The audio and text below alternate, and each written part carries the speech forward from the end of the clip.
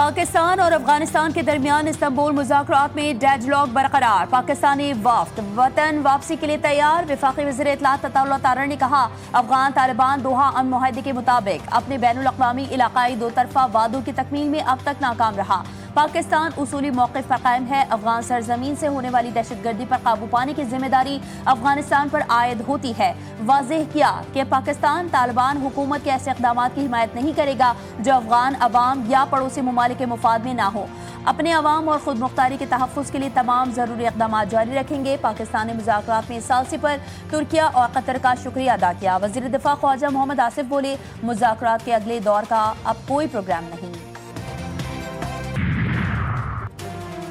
27ویں آئینی ترمیم پر مشاورت کے لیے وفاقی کابینہ کا اہم اجلاس آج صبح 10 بجے طلب۔ وزیر اعظم باکو سے بذریعہ ویڈیو لنک وفاقی کابینہ کے اجلاس کی صدارت کریں گے۔ پیپلز پارٹی کی تجاویز کی روشنی میں 27ویں آئینی ترمیم پر غور ہوگا۔ وفاقی کابینہ میں ترمیم کے مسودے کی منظوری دی جائے گی۔ وزیر اعظم شہباز شریف آذربائیجان کے صدر الہام علیوف کی ملاقات ہوئی۔ فیلڈ مارشل سید عاصم منیر بھی ملاقات میں شریک۔ تجارت، سرمایہ کاری، دفاع، توانائی اور روابط کے شعبوں میں تعاون مزید بڑھانے پر اتفاق۔ دو طرفہ تعلقات کے تمام پہلوؤں کا جائزہ لیا گیا۔ شہباز شریف نے یوم فتح کی تقریبات میں شرکت کی دعوت پر آذربائیجان کے صدر کا شکریہ ادا کیا۔ کہا آذربائیجان کی فتح مظلوم قوموں کے لیے امید کی کرن ہے۔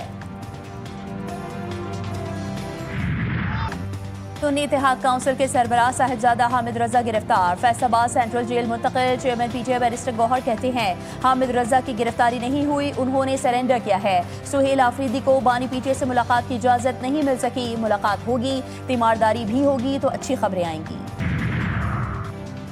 پاکستان تحریک انصاف کا محمود خان اچکزئی کا بطور اپوزیشن لیڈر نوٹیفیکیشن فوری جاری کرنے کا مطالبہ۔ Chairman P T I barrister Gohar کی اسپیکر قومی اسمبلی سے ملاقات۔ اسد قیصر اور پارٹی کے دیگر رہنما بھی موجود تھے۔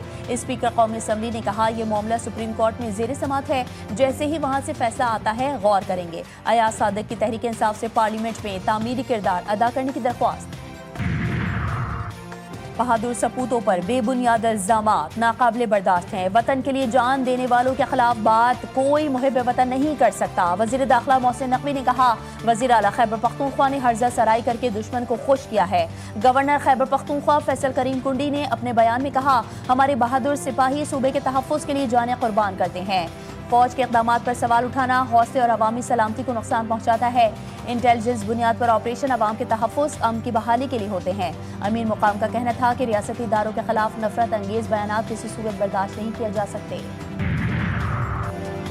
چیئرمین پاکستان علماء کونسل طاہر اشرفی کی وزیر اعلیٰ خیبر پختونخوا سہیل آفریدی کے بیان کی شدید مذمت۔ کہا وزیر اعلیٰ خیبر پختونخوا نے مساجد کے حوالے سے جو گفتگو کی وہ قابل افسوس ہے۔ وزیر اعلیٰ کا بیان پاکستان کے تشخص کو خراب کرنے کی کوشش ہے۔ خیبر یونین آف جرنلسٹس نے بیان میں کہا کہ شہداء کی قربانیوں کو سیاسی تنازعات میں گھسیٹنا قابل مذمت ہے۔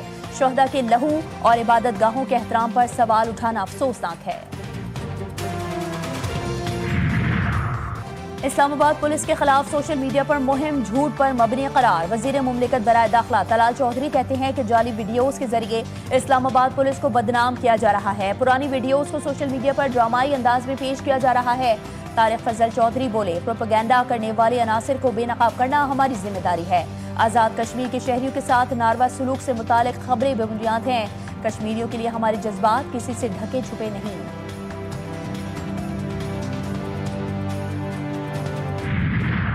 سندھ میں ڈینگی وبا نے مزید 4 زندگیاں نگل لیں۔ اموات کی تعداد 20 سے بھی تجاوز کر گئی۔ کراچی اور حیدرآباد میں 2 اموات رپورٹ۔ خیبر پختونخوا میں ڈینگی کی کیسز میں اضافہ، 410 کیسز سامنے آ گئے۔ مجموعی اعداد و شمار کے مطابق خیبر پختونخوا میں اب تک 5435 کیسز رپورٹ ہوئے۔ ایئر کرافٹ انجینئرز کی ہڑتال، 14 پروازیں منسوخ۔ اب تک 39 پروازیں منسوخ کی جا چکی ہیں۔ پروازوں کی تاخیر کا دورانیہ 13 گھنٹے تک جا پہنچا۔ احتجاج میں شامل society of aircraft engineers کے صدر اور سیکریٹری جنرل ملازمت سے برطرف کر دیے گئے۔ غیر قانونی پارکنگ اب کراچی میں نہیں چلے گی۔ ٹریفک کے نظام کے بعد پارکنگ کا نظام بھی ٹھیک ہوگا۔ ڈی آئی جی ٹریفک پیر محمد شاہ کا کراچی میں بہت جلد روبوٹ متعارف کروانے کا اعلان۔ وزیراعظم کا ترسیلات زر میں اضافے پر بیرون ملک مقیم پاکستانیوں سے اظہار تشکر۔ شہباز شریف نے کہا ترسیلات زر میں بتدریج اضافہ اوورسیز پاکستانیوں کا حکومتی پالیسیز پر اعتماد کا مظہر ہے۔